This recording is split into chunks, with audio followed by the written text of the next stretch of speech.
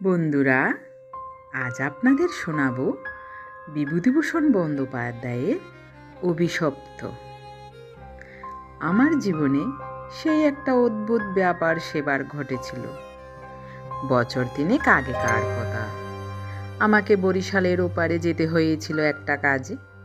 এই অঞ্চলের একটা গঞ্জ থেকে বেলা প্রায় 12টার সময় নৌকোয় উঠলুম।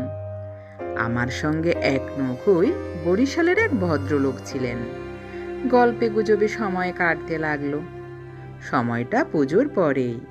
দিনমানটা মেঘলা মেঘলা কেটে গেল। মাঝে মাঝে টিপ টিপ করে বৃষ্টিও পড়তে শুরু হলো সন্ধ্যার কিছু আগে। কিন্তু আকাশটা অল্প পরিষ্কার হয়ে গেল। ভাঙা ভাঙা মেঘের মধ্যে দিয়ে চতুর্দশীর চাঁদের আলো অল্প অল্প প্রকাশ হলো। সন্ধ্যা হবার সঙ্গে সঙ্গে আমরা বড় নদী ছেড়ে একটা খালে পড়লুম। শোনা গেল খালটা এখান থেকে আরম্ভ হয়ে নোয়াখালীর উত্তর দিয়ে একেবারে মেঘনায় মিশেছে। পূর্ববঙ্গে সেই আমার নতুন যাওয়া। চোখে কেমন সব একটু নতুন ঠেকতে লাগলো। অপরিসর খালের দুধারে বৃষ্টি স্নাত খেয়ার জঙ্গলে মেঘে আদো ডাকা চতুর্দশীর জ্যোৎস্না চিকমিক করছিল। মাঝে মাঝে নদীর ধারে বড় বড় মাঠ, সটি, বেত, ফান গাছের বন জায়গায় জায়গায় খালের জলে ঝুঁকে পড়েছে। বাইরে একটু ঠান্ডা থাকলেও আমি ছইয়ের বাইরে বসে দেখতে দেখতে যাচ্ছিলুম। বরিশালের সেই অংশটা সুন্দরবনের কাছাকাছি। ছোট ছোট খাল ও নদী চারিধারে। সমুদ্র খুব দূরে নয়, 10-15 মাইল দক্ষিণ পশ্চিমে হাতিয়া ও সন্দ্বীপ। আর একটু রাত হলো। খালের দুপারে নির্জন জঙ্গল অস্ফুট জ্যোৎস্নায় কেমন যেন অদ্ভুত দেখাতে লাগলো। এই অংশে লোকের বসতি একেবারেই নেই, শুধু ঘন বন আর জলের ধারে বড় বড় হোগলা গাছ। আমার সঙ্গী বললেন, এত রাতে আর বাইরে থাকবেন না, আসুন ছইয়ের মধ্যে, এসব জঙ্গলে, বুঝলেন না। তারপর তিনি সুন্দরবনের নানা গল্প করতে লাগলেন। তার এক কাকা নাকি ফরেস্ট ডিপার্টমেন্টে কাজ করতেন। তারই লঞ্চে করে তিনি একবার সুন্দরবনের নানা অংশে বেরিয়েছিলেন। সেই সব গল্প। রাত প্রায় 12টার কাছাকাছি হলো। মাঝে আমাদের নৌকোয় ছিল মোটে একটি। সে বলে উঠল, বাবু, একটু এগিয়ে গিয়ে বড় নদী পড়বে। এত রাতে একা সে নদীতে পাড়ি জমাতে পারবো না, এখানেই নৌকো রাখি। নৌকো সেখানেই বাঁধা হলো। এদিকে বড় বড় গাছের আড়ালে চাঁদ অস্ত গেল। দেখলুম অপ্রশস্ত খালের দুধারেই অন্ধকারে ঢাকা ঘন জঙ্গল। চারিদিকে কোনো শব্দ নেই, পতঙ্গগুলো পর্যন্ত চুপ করেছে। সঙ্গীকে বললুম, মশাই, এই তো সরু খাল, পাড় থেকে বাঁক লাফিয়ে পড়বে না তো নৌকোর উপর? সঙ্গী বললেন, না পড়লেই আশ্চর্য হব। শুনে অত্যন্ত পুলকে ছইয়ের মধ্যে ঘেঁষে বসলুম। খানিকটা বসে থাকবার পর সঙ্গী বললে, আসুন একটু শোয়া যাক, ঘুম তো হবে না, আর ঘুমোনো ঠিকও না, আসুন একটু চোখ বুজে থাকি। খানিকটা চুপ করে থাকবার পর সঙ্গীকে ডাকতে গিয়ে দেখি তিনি ঘুমিয়ে পড়েছেন। মাঝিও জেগে আছে বলে মনে হলো না। ভাবলুম, তবে আমিই বা কেন মিথ্যে মিথ্যে চোখ চেয়ে চেয়ে থাকি। মহাজনদের পথ ধরবার উদ্যোগ করলুম। তারপর যা ঘটল সে আমার জীবনের এক অদ্ভুত অভিজ্ঞতা। শুতে যাচ্ছি, হঠাৎ আমার কানে গেল অন্ধকার বনজোপের ওপাশে অনেক দূরে গভীর জঙ্গলের মধ্যে কে যেন কোথায় গ্রামোফোন বাজাচ্ছে। তাড়াতাড়ি উঠে বসলুম। গ্রামোফোন? এই বনে এত রাত্রে গ্রামোফোন বাজাবে কে? কান পেতে শুনলুম। গ্রামোফোন না, অন্ধকারে হিজল হিনতাল গাছগুলো যেখানে খুব ঘন হয়ে আছে সেখান থেকে কারা যেন উচ্চ কণ্ঠে আর্ত করুণ সুরে কি বলছে। খানিকটা শুনে মনে হলো সেটা একাধিক লোকের সমবেত কণ্ঠস্বর। প্রতিবেশীর তেতলার ছাদে গ্রামোফোন বাজলে যেমন খানিকটা স্পষ্ট, খানিকটা অস্পষ্ট, অথচ বেশ একটা একটানা সুরের ঢেউ এসে কানে পৌঁছয়, এও অনেকটা সেই ভাবের। মনে হলো যেন কতকগুলো অস্পষ্ট বাংলা ভাষার শব্দও কানে গেল, কিন্তু ধরতে পারা গেল না কথাগুলো কি। শব্দটা মাত্র মিনিট খানেক স্থায়ী হলো। তারপরেই অন্ধকার বনভূমি যেমন নিস্তব্ধ ছিল আবার তেমনি নিস্তব্ধ হয়ে গেল। তাড়াতাড়ি ছইয়ের বাইরে এলুম। চারিপাশের অন্ধকার, ঝিঙের বিচির মতন কালো। বনভূমি নীরব, শুধু নৌকোর তলায় ভাটার জল কল কল করে বাজছে। আর শেষ রাত্রের বাতাস জলের ধারে কেয়া ঝোপে এক প্রকার অস্পষ্ট শব্দ হচ্ছে। পাড় থেকে দূরে হিজল গাছের কালো গুড়িগুলোর অন্ধকারে একে অদ্ভুত চেহারা হয়েছে। ভাবলাম সঙ্গীদের ডেকে তুলি। আবার ভাবলুম বেচারিরা ঘুমোচ্ছে, ডেকে কি হবে, তার চেয়ে বরং নিজে জেগে বসে থাকি। দাঁড়িয়ে দাঁড়িয়ে একটা সিগারেট ধরালুম, তারপর আবার ছইয়ের মধ্যে ঢুকতে যাব। এমন সময় সেই অন্ধকারে ঢাকা বিশাল বনভূমির কোন অংশ থেকে সুস্পষ্ট অতি উচ্চ আর্তকরুণ ঝিঝি পোকার রবের মতো তীক্ষ্ণ স্বর তীরের মতন জমাট অন্ধকারের বুক চিরে আকাশে উঠল। ওগো নৌকা যাত্রীরা, তোমরা কারা যাচ্ছ? আমরা শ্বাস বন্ধ হয়ে মলাম, আমাদের ওঠাও ওঠাও, আমাদের বাঁচাও। নৌকোর মাঝিটা ধর্মর করে জেগে উঠল। আমি সঙ্গীকে ডাকলুম, মশাই, ও মশাই, উঠুন উঠুন। মাঝি আমার কাছে ঘেঁষে এলো, ভয়ে তার গলার স্বর কাঁপছিল। বললে, আল্লাহ আল্লাহ, শুনতে পেয়েছেন বাবু? সঙ্গী উঠে জিজ্ঞাসা করলে, কি কি মশাই, ডাকলেন কেন? কোনো জানোয়ার টানোয়ার নাকি? আমি ব্যাপারটা বললুম। তিনিও তাড়াতাড়ি ছইয়ের বাইরে এলেন। তিনজনে মিলে কান খাড়া করে রইলুম। চারিদিক আবার চুপ। ভাটার জল নৌকোর তলায় বেঁধে আগের চেয়েও জোরে শব্দ হচ্ছিল। সঙ্গী মাঝিকে জিজ্ঞেস করলেন, এটা কি তবে? মাঝি বললে, হাঁ বাবু, বাঁয়েই কীর্তিপাশার গড়। সঙ্গী বললেন, তবে তুই এত রাত্রে এখানে নৌকো রাখলি কেন? বেকুব কোথাকার। মাঝি বললে, তিনজন আছি বলেই রেখেছিলাম বাবু, বাটার টানে নৌকো পিছিয়ে নেবার তো জো ছিল না। কথাবার্তার ধরন শুনে সঙ্গীকে বললুম, কি মশাই, কি ব্যাপার, আপনি কিছু জানেন নাকি? ভয়ে যত না হোক বিস্ময়ে আমরা কেমন যেন হয়ে গিয়েছিলুম। সঙ্গী বললেন, ওরে, তোর সে কেরোসিনের ডিবিটা জ্বাল, আলো জেলে বসে থাকা যাক, রাত এখনো ঢের। মাঝিকে বললুম, তুই শব্দটা শুনতে পেয়েছিলি? সে বললে, হাঁ বাবু, আওয়াজ কানে গিয়েই তো আমার ঘুম ভেঙে গেল। আমি আরও দুবার নৌকো বেয়ে যেতে যেতে ও ডাক শুনেছি। সঙ্গী বললেন, এটা তো এই অঞ্চলের একটা অদ্ভুত ঘটনা। তবে এই জায়গাটা সুন্দরবনের সীমানায় বলে, আর এই অঞ্চলে কোনো লোকালয় নেই বলে শুধু নৌকোর মাঝিদের কাছে এটা সুপরিচিত। এর পেছনে একটা ইতিহাস আছে, সেটা অবশ্য নৌকোর মাঝিদের পরিচিত নয়, সেইটা আপনাকে বলি, শুনুন। তারপর ধুমায়িত কেরোসিনের ডিবার আলোয় অন্ধকার বনের বুকের মধ্যে বসে সঙ্গীর মুখে কীর্তিপাশার গড়ের ইতিহাসটা শুনতে লাগলুম। 300 বছর আগেকার কথা। মণিমখা তখন গৌড়ের সুবাদার। এ অঞ্চলে তখন 12 ভূঁইয়ার 2 প্রতাপশালী ভূঁইয়া, রাজা রামচন্দ্র রায় ও ইশাকা মসনদ ইয়ালির খুব প্রতাপ। মেঘনার মোহনার বাহির সমুদ্র, যাকে এখন সন্দ্বীপ চ্যানেল বলে, সেখানে তখন মগ আর পর্তুগিজ জলদস্যুরা শিকারান্বেষণে সোনপক্ষীর মতো ওত পেতে বসে থাকত। সেই সময়ে এখানে এরকম জঙ্গল ছিল না। এই সমস্ত জায়গা তখন কীর্তিরায়ের অধিকারে ছিল। এইখানে তার সুদৃঢ় দুর্গ ছিল। মগ জলদস্যুদের সঙ্গে তিনি অনেকবার লড়েছিলেন। তার অধীনে সৈন্য সামন্ত, কামান, যুদ্ধের কোষা সবই ছিল। সন্দ্বীপ তখন ছিল পর্তুগিজ জলদস্যুদের প্রধান আড্ডা। এদের আক্রমণ থেকে আত্মরক্ষা করবার জন্যে এই অঞ্চলের সকল জমিদারকেই সৈন্যবল দৃঢ় করে গড়তে হতো। এ বনের পশ্চিম দ্বার দিয়ে তখন আরেকটা খাল বড় নদীতে পড়ত। বনের মধ্যে তার চিহ্ন এখনও আছে। কীর্তিরায় অত্যন্ত অত্যাচারী এবং দুর্ধর্ষ জমিদার ছিলেন। তার রাজ্যে এমন সুন্দর মেয়ে কমই ছিল যে তার অন্তঃপুরে একবার না ঢুকেছে। তাছাড়া তিনি নিজেও এক প্রকার জলদস্যু ছিলেন। তার নিজের অনেকগুলো বড় ছিপ ছিল। আশেপাশের জমিদারি, এমনকি নিজের জমিদারির মধ্যেও সম্পত্তিশালী গৃহস্থের ধনরত্ন, স্ত্রী কন্যা লুটপাট করা, রূপ ও সৎকার্যে সেগুলি ব্যবহৃত হয়। কীর্তিরায়ের পাশের জমিদারি ছিল কীর্তিরায়ের এক বন্ধুর। এরা ছিলেন চন্দ্রদ্বীপের রাজা রামচন্দ্র রায়দের পত্তনিদার। অবশ্য সে সময় অনেক পত্তনিদারের ক্ষমতা এখনকার স্বাধীন রাজাদের চেয়ে বেশি ছিল। কীর্তিরায়ের বন্ধু মারা গেলে তার তরুণ বয়স্ক পুত্র নরনারায়ণ রায় পিতার জমিদারির ভার পান। নরনারায়ণ তখন সবে যৌবনে পদার্পণ করেছেন। অত্যন্ত সুপুরুষ, বীর ও শক্তিমান। নরনারায়ণ কীর্তিরায়ের পুত্র চঞ্চল রায়ের সমবয়সী বন্ধু। সেবার কীর্তিরায়ের নিমন্ত্রণে নরনারায়ণ রায় তাঁর রাজ্যে দিন কতকের জন্য বেড়াতে এলেন। চঞ্চল রায়ের তরুণী পত্নী লক্ষ্মী দেবী স্বামীর বন্ধু নরনারায়ণকে দেওরের মতন স্নেহের চক্ষে দেখতে লাগলেন। দু একদিনের মধ্যেই কিন্তু সে স্নেহের চোটে নরনারায়ণকে বিব্রত হয়ে উঠতে হলো। নরনারায়ণ রায় তরুণ বয়স্ক হলেও একটু গম্ভীর প্রকৃতি। বিদ্যুৎ চঞ্চলা তরুণী বন্ধুপত্নীর ব্যঙ্গ পরিহাসে গম্ভীর প্রকৃতি নরনারায়ণের মান বাঁচিয়ে চলা দুষ্কর হয়ে পড়ল। স্নান করে উঠেছেন, মাথার তাজ খুঁজে পাওয়া যায় না।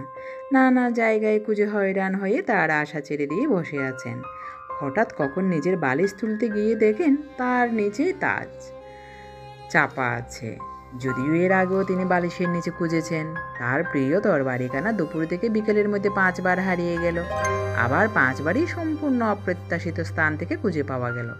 তাম্বুলে এমন সব দ্রব্যের সমাবেশ হতে লাগলো যা কোনো কালেই তাম্বুলের উপকরণ নয়। তরল মস্তিষ্ক বন্ধু পত্নীকে কিছুতেই এঁটে উঠতে না পেরে অত্যাচারে জর্জরিত নরনারায়ণ রায় ঠিক করলেন তার বন্ধুর স্ত্রীটি একটু ছিটগ্রস্ত। বন্ধুর দুর্দশায় চঞ্চল রায় মনে মনে খুব খুশি হলেও বাইরে স্ত্রীকে বললেন, 2 দিনের জন্য এসেছে বেচারি, ওকে তুমি যেরকম বিব্রত করে তুলছো ও আর কখনো এখানে আসবে না। দিন কয়েক এই রকমে কাটাবার পর কীর্তি রায়ের আদেশে চঞ্চল রায়কে কী কাজে হঠাৎ গৌড়ে যাত্রা করতে হলো। নরনারায়ণ রায় ও বন্ধুপত্নী কখন কি করে বসে সেই বইয়ে দিন কতক সশঙ্ক অবস্থায় কাল যাপন করবার পর নিজের বজরায় উঠে হাঁপ ছেড়ে বাঁচলেন। যাওয়ার সময় লক্ষ্মী দেবী বলে দিলেন, এবার আবার যখন আসবে ভাই, এমন একটি বিশ্বাসী লোক সঙ্গে এনো যে রাত দিন তোমার জিনিসপত্র ঘরে বসে চৌকি দেবে, বুঝলে তো? নরনারায়ণ রায়ের বজরা রায়মঙ্গলের মোহানা ছাড়িয়ে যাওয়ার একটু পরেই জলদস্যুদের দ্বারা আক্রান্ত হলো। তখন মধ্যাহ্নকাল।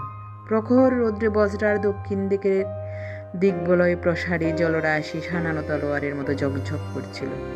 সমুদ্রের সেই অংশে এমন কোনো নৌকো ছিল না যারা সাহায্য করতে আসতে পারে। সেটা রায়মঙ্গল আর কালাবদর নদীর মুখ। সামনেই বার সমুদ্র, সন্দ্বীপ চ্যানেল, জলদস্যুদের প্রধান ঘাঁটি।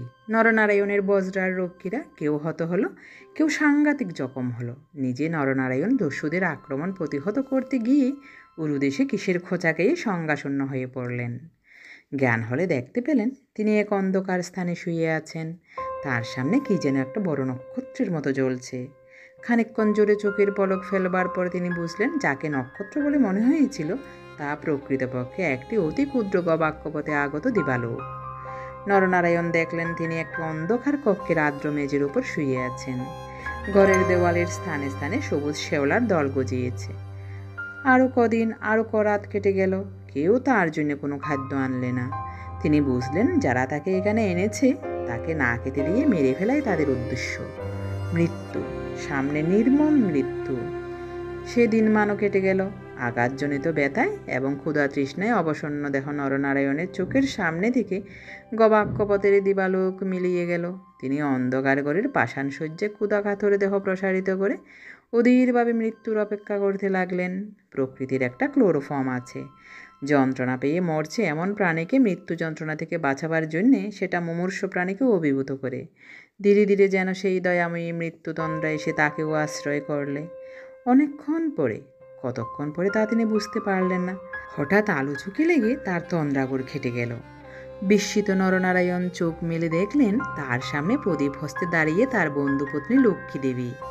কথা বলতে গিয়ে লক্ষ্মী দেবীর ইঙ্গিতে নরনারায়ণ থেমে গেলেন। লক্ষ্মী দেবী হাতের প্রদীপটি আঁচল দিয়ে ডেকে নরনারায়ণকে তার অনুসরণ করতে ইঙ্গিত করলেন। একবার নরনারায়ণের সন্দেহ হলো, এসব স্বপ্ন নয় তো?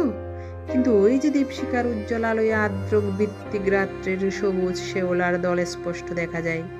নরনারায়ণ শক্তিমান যুবক, ক্ষুধায় দুর্বল হয়ে পড়লেও নিশ্চিত মৃত্যুর ঘাস থেকে বাঁচবার উৎসাহে তিনি দৃঢ়পদে অগ্রবর্তিনী ক্ষিপ্রগামিনী বন্ধুপত্নীর পশ্চাৎ পশ্চাৎ চললেন।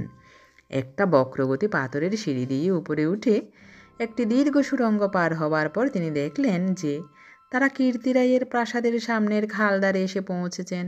লক্ষ্মীদেবী একটা ছোট বেতে বোনা থলি বার করে তার হাতে দিয়ে বললেন, এতে খাবার আছে, এখানে খেও না। তুমি সাঁতার জানো, খাল পার হয়ে ওপারে গিয়ে কিছু খেয়ে নাও, তারপর যত শিগগির পারো পালিয়ে যাও। ব্যাপার কি নরনারায়ণ রায় একটু একটু বুঝলেন। তার বিস্তৃত জমিদারি কীর্তি রায়ের জমিদারের পাশেই এবং তার অবর্তমানে কীর্তি রায়ই দনুজ মর্দন দেবের বংশধরদের ভবিষ্যৎ পত্তনীদ্বার। অত বড় বিস্তৃত ভূসম্পত্তি সৈন্য সামন্ত কীর্তিরাইয়ের হাতে এলে তিনি কি আর কিছু গ্রাহ্য করবেন? কীর্তিরাই যে মাথা নিচু করে আছেন তার এই কি কারণ নয় যে তার এক পাশে বাকলা চন্দ্রদ্বীপ, অন্য পাশে বুলুয়ার প্রতাপশালী ভূঁইয়া রাজা লক্ষ্মণ মাণিক্য। প্রদীপের আলোয় নরনারায়ণ দেখলেন তার বন্ধুপত্নীর মুখে সে চটুল হাস্যরাকার চিহ্নও নেই। তার মুখখানি সহানুভূতিতে ভরা মাতৃমুখের মতন স্নেহকোমল হয়ে এসেছে। তাদের চারিপাশে গাঢ় অন্ধকার, মাথার উপর আকাশের বুক চিরে দিগন্ত বিস্তৃত উজ্জ্বল ছায়াপথ। নিকটেই খালের জল জোর ভাটার টানে তীরের হোগলা গাছ দুলিয়ে কলকল শব্দে বড় নদীর দিকে ছুটেছে। নরনারায়ণ আবেগপূর্ণ সুরে জিজ্ঞাসা করলেন, বউ ঠাকুরুন, চঞ্চল কি এর মধ্যে আছে? লক্ষ্মীদেবী বললেন, না ভাই, তিনি কিছু জানেন না। এসব শ্বশুর ঠাকুরের কীর্তি, এই জন্যে তাকে অন্য জায়গায় পাঠিয়েছেন। এখন আমার মনে হচ্ছে গৌড় টৌড় সব মিথ্যে। নরনারায়ণ দেখলেন লজ্জায় দুঃখে তার বন্ধু পত্নীর মুখ বিবর্ণ হয়ে উঠেছে। লক্ষ্মীদেবী আবার বললেন, আমি আজ জানতে পারি কীর্তিগড়ের পাইক সর্দার আমায় মা বলে, তাকে দিয়ে দুপুর রাতের পাহারা সব সরিয়ে রেখে দিয়েছিলাম, তাই। নরনারায়ণ বললেন, বউ ঠাকুরুন, আমার এক বোন ছেলেবেলায় মারা গিয়েছিল, তুমি আমার সেই বোন, আজ আবার ফিরে এলে। লক্ষ্মীদেবীর পদ্মের মতন মুখখানি চোখের জলে ভেসে গেল। একটু ইতস্তত করে বললেন, ভাই, বলতে সাহস পাইনি, তবুও একটা কথা বলছি, বোন বলে যদি রাখো। নরনারায়ণ জিজ্ঞাসা করলেন, কি কথা বউ ঠাকুরুন? লক্ষ্মীদেবী বললেন, তুমি আমার কাছে বলে যাও ভাই যে শ্বশুর ঠাকুরের কোনো অনিষ্ট চিন্তা তুমি করবে না। নরনারায়ণ রায় একটুখানি কি ভাবলেন, তারপরে বললেন, তুমি আমার প্রাণ দিলে বউ ঠাকুরুন, তোমার কাছে বলে যাচ্ছি, তুমি বেঁচে থাকতে আমি তোমার শ্বশুরের কোনো অনিষ্ট চিন্তা করব না। বিদায় নিতে গিয়ে নরনারায়ণ একবার জিজ্ঞাসা করলেন, বউ ঠাকুরুন, তুমি ফিরে যেতে পারবে তো? লক্ষ্মীদেবী বললেন, আমি ঠিক যাব, তুমি কিন্তু যতদূর পারো সাঁতরে গিয়ে তারপরে ডাঙায় উঠে চলে যেও। নরনারায়ণ রায় সেই ঘনকৃষ্ণ অন্ধকারের মধ্যে নিঃশব্দে খালের জলে পড়ে মিলিয়ে গেলেন। লক্ষ্মীদেবীর প্রদীপটা অনেকক্ষণ বাতাসে নিভে গিয়েছিল। তিনি অন্ধকারের মধ্যে দিয়ে শ্বশুরের ঘরের দিকে ফিরলেন। একটু দূরে গিয়েই তিনি দেখতে পেলেন পাশের ছোট কালটায় দুখানা ছিপ মশালের আলোয় সজ্জিত হচ্ছে। ভয়ে তার বুকের রক্ত জমে গেল। সর্বনাশ, এরা কি তবে জানতে পেরেছে? দ্রুত পদে অগ্রসর হয়ে গুপ্ত সুরঙ্গের মুখে এসে তিনি দেখলেন সুরঙ্গের পথ খোলাই আছে। তিনি তাড়াতাড়ি সুরঙ্গের মধ্যে ঢুকে পড়লেন। কীর্তিরাই বুঝতেন নিজের হাতের আঙ্গুলও যদি বিষাক্ত হয়ে ওঠে তো তাকে কেটে ফেলাই সমস্ত শরীরের পক্ষে মঙ্গল। পরদিন আবার দিনের আলো ফুটে উঠল, কিন্তু লক্ষ্মীদেবীকে আর কোনো দিন কেউ দেখেনি। রাতের হিংস্র অন্ধকার তাকে গ্রাস করে ফেলেছিল। নরনারায়ণ রায় নিজের রাজধানীতে বসে সব শুনলেন। গুপ্ত সুরঙ্গের দুদারের মুখ বন্ধ করে কীর্তিরায় তার পুত্রবধূর শ্বাসরোধ করে তাকে হত্যা করেছেন। শুনে তিনি চুপ করে রইলেন। এর কিছুদিন পরে তার কানে গেল বাসন্তরা লক্ষ্মণ রায়ের মেয়ের সঙ্গে শীঘ্র চঞ্চলের বিয়ে। সেদিন রাত্রে চাঁদ উঠলে নিজের প্রাসাদ শিখরে বেড়াতে বেড়াতে চারিদিকের শুভ্র সুন্দর আলোয় সাগরের দিকে দৃষ্টিপাত করে দৃঢ়চিত্ত নরনারায়ণ রায়েরও চোখের পাতা যেন ভিজে উঠল। তার মনে হলো তার অবাগিনী বউ ঠাকুরুনের হৃদয় নিঃসারিত নিষ্পাপ অকলঙ্ক পবিত্র স্নেহের ঢেউয়ে সারা জগৎ ভেসে যাচ্ছে। মনে হলো তারই অন্তরের শ্যামলতায় জ্যোৎস্না দৌত বনভূমির অঙ্গে অঙ্গে শ্যামল সুন্দর শ্রী, নীরব আকাশের তলে তারই চোখের দুষ্ট হাসিটি তারায় তারায় নবমল্লিকার মতন ফুটে উঠেছে। নরনারায়ণ রায়ের পূর্বপুরুষেরা ছিলেন দুর্দর্শ ব্রহ্মাধিকারী দস্যু।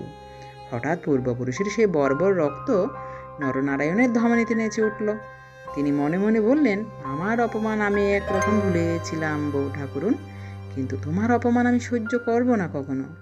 কিছুদিন কেটে গেল। তারপরে একদিন এক শীতের ভোর রাত্রির কুয়াশা কেটে যাওয়ার সঙ্গে সঙ্গে দেখা গেল কীর্তিরাইয়ের গড়ের খালের মুখ চিপে সুলুপে জাহাজে ভরে গিয়েছে। তোপের আওয়াজে কীর্তিরাইয়ের প্রাসাদ দুর্গের ভিত্তি ঘন ঘন কেঁপে উঠতে লাগলো। কীর্তিরাই শুনলেন আক্রমণকারী নরনারায়ণ রায়, সঙ্গে দুরন্ত পর্তুগিজ জলদস্যু সিবাস্টিও গঞ্জালেজ। উভয়ের সম্মিলিত বহরের 40 খানা কোষা খালের মুখে চড়াও হয়েছে। পুরো বহরের বাকি অংশ বাহিরি নদীতে দাঁড়িয়ে। এই আক্রমণের জন্য কীর্তিরাই পূর্ব থেকে প্রস্তুত ছিলেন। কেবল প্রস্তুত ছিলেন না, নরনারায়ণের সঙ্গে গঞ্জালেসের যোগদানের জন্য।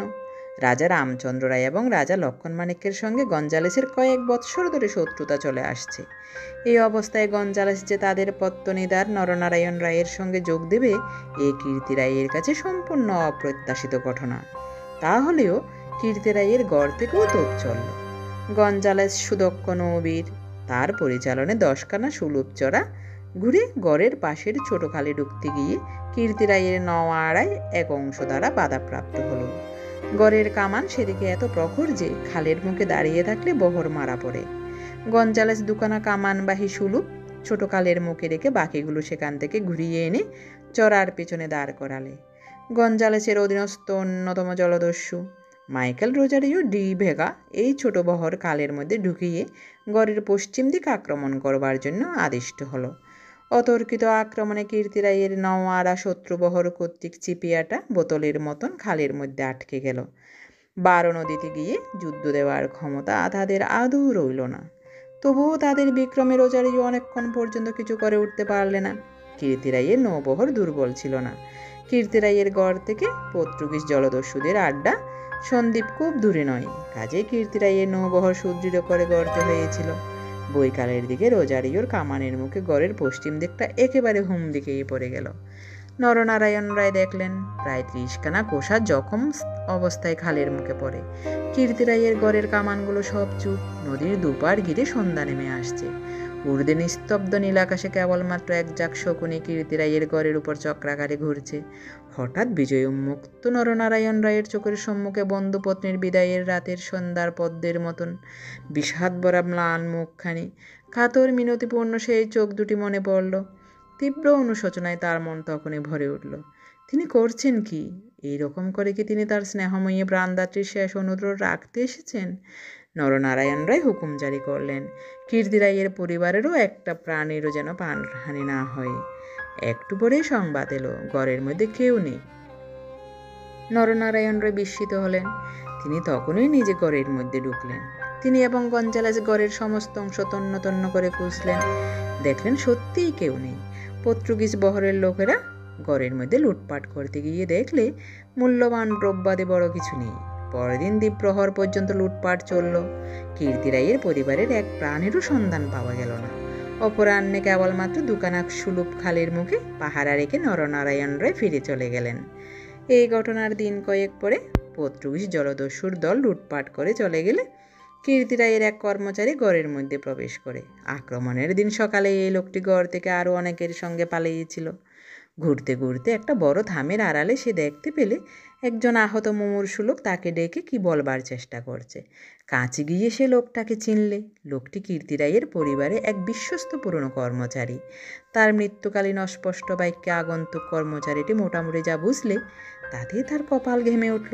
সে বুঝলে কীর্তি রায় তার পরিবারবর্গ এবং ধনরত্ন নিয়ে মাটির নিচের এক গুপ্তস্থানে আশ্রয় নিয়েছেন এবং এই লোকটি একমাত্র তার সন্ধান জানে। তখনকার আমলে এই গুপ্ত গৃহগুলি প্রায় সকল বাড়িতেই থাকতো এবং এর ব্যবস্থা এমন ছিল যে বাইরে থেকে কেউ এগুলো না খুলে দিলে তা থেকে বেরোবার উপায় ছিল না। কোথায় সে মাটির নিচে ঘর তা স্পষ্ট করে বলবার আগে আহত লোকটি মারা গেল। বহু অনুসন্ধানেও ঘরের কোনো অংশে সে গুপ্ত গৃহ ছিল তা কেউ সন্ধান করতে পারলে না। এই রকমে কীর্তি রায় ও তার পরিবারবর্গ অনাহারে তিলে তিলে শ্বাসরুদ্ধ হয়ে ঘরের যে কোন নিবৃত ভূগর্ভস্থ কক্ষে মৃত্যুমুখে পতিত হলেন তার আর কোনো সন্ধানই হলো না। সেই বিরাট প্রাসাদ দুর্গের পর্বত প্রমাণ মাটি পাথরের চাপে হতভাগ্যদের সাদা হাড়গুলো কোন বায়ুশূন্য অন্ধকার ভূকক্ষে তিলে তিলে গুঁড়ো হচ্ছে কেউ তার খবর পর্যন্ত জানে না। ওই ছোট খালটা প্রকৃতপক্ষে সন্দ্বীপ চ্যানেলেরই একটা খাড়ি। খাড়ির ধার থেকে একটুখানি গেলে গভীর অরণ্যের ভিত। কীর্তি রায়ের গড়ের বিশাল ধ্বংসস্তূপ এখনও বর্তমান আছে দেখা যাবে। খাল থেকে কিছু দূরে অরণ্যের মধ্যে 2 সার প্রাচীন বকুল গাছ দেখা যায়। এখন এই বকুল গাছের মধ্যে দুর্ভেদ্য জঙ্গল আর শুলো কাটার বন। তখন এখানে রাজপথ ছিল। আর খানিকটা গেলে একটা বড় দিঘি চোখে পড়বে। তার ওই দক্ষিণে কুচো ইটের জঙ্গলাবৃত স্তূপে অর্ধপ্রতিত হাঙরমুখো পাথরের কুড়ি, ভাঙা থামের অংশ। বারবুইয়াদের বাংলা থেকে, রাজা প্রতাপাদিত্য রায়ের বাংলা থেকে বর্তমান যুগের আলোয় উঁকি মারছে। দিঘির যে ইষ্টক সোপানে সকাল সন্ধ্যায় তখন অতীত যুগের রাজবধূদের রাঙা পায়ের অলক্তক রাগ ফুটে উঠত, এখন সেখানে দিনের বেলায় বড় বড় বাঘের থাবার দাগ পড়ে। গোকরা কেউটে সাপের দল ফোনা তুলে ঘুরে বেড়ায়। বহুদিন থেকেই এখানে একটা অদ্ভুত ব্যাপার ঘটে থাকে।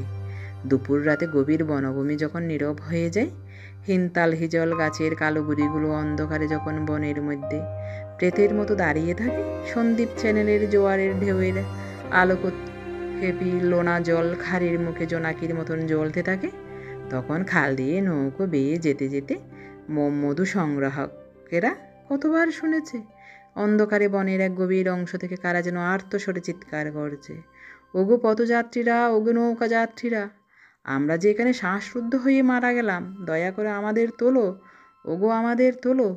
ভয়ে বেশি রাত্রে এ পথে কেউ নৌকো বাইতে চায় না।